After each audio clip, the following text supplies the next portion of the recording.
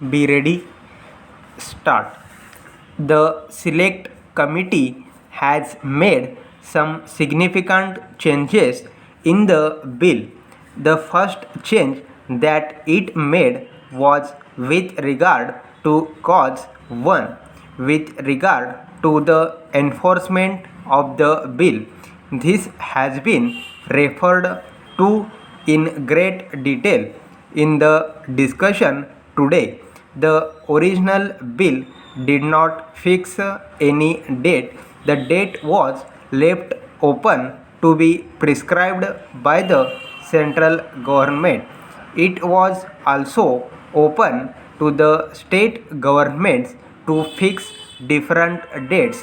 There was a long discussion about this in the select committee, and the government side represented their difficulties in the way of enforcement of this bill and why they could not fix a particular date in the bill itself.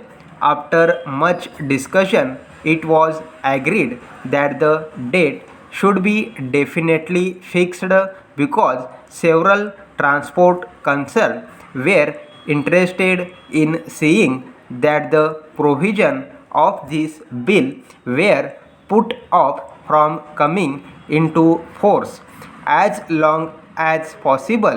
One could understand their position in as much as great responsibility devolved on the transport concern by virtue of this measure. For instance, establishment of canteens, rest houses, this and that. It should be remembered that the concern we are dealing with here are not concern like factories where they are concentrated, where the hours of work and the work itself is confined to a limited area. Here we have big concern and small concern, and whereas it should be open to the big concern to establish rest houses or canteens without much difficulty, it would certainly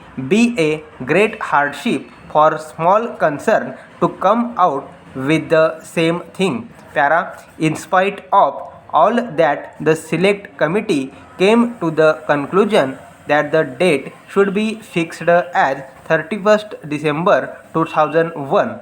Now, the Home Minister is introducing an amendment to have this date as July 2002. Perhaps he will give his reason. As far as I can anticipate, it is only the practical difficulties that the state governments will be facing in giving effect to the various provisions of this bill that have influenced him to put off the date by 6 months.